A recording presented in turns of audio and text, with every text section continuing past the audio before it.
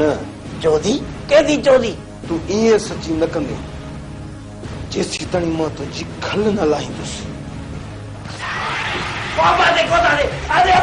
अरे तक ना मुझो दी कया अरे मुझो पीस हो अरे मुझो पास हो अरे पूरो खानदान तो और मुझो प्राणो मुझो मुझे घर वाली तो देखो दादे माने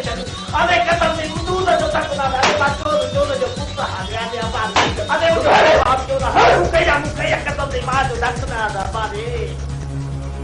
अरे पे से बुधाए कितने किले चोरी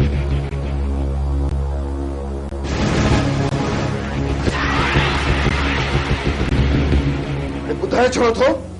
बुधाए तो चोरी जो सामान रखियो किथे आ सामान बुधार वाला लाज़मी था गाल बुध जेस ताईं बुधेसी ना तेस ताईं तैं हथ कोन कढेसूं ओधर ते वो बादे दिन चोरी देस दोस्तों के गुदायो मुके सजी लिस्ट ठाए दे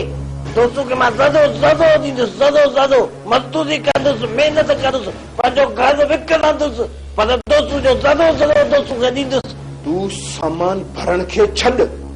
मुके सिर्फ इहो बुधाए तो रात जो दोस्त जो दुकान बनो वो सामान किथे आ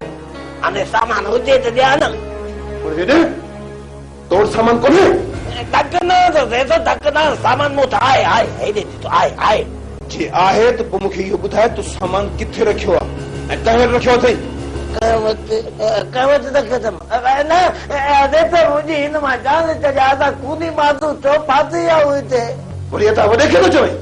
न ॾिसो न ॾिसो सामान पियो आहे भला माधव जी कहिड़ी तकड़ा हिन वक़्तु दिमाग़ मुंहिंजी खाई और मां भाॻतो खणे थी हां थोरो सोचां त किथे सामान रखियो अथमि अरे तोखे अञा ख़बर नथी पवे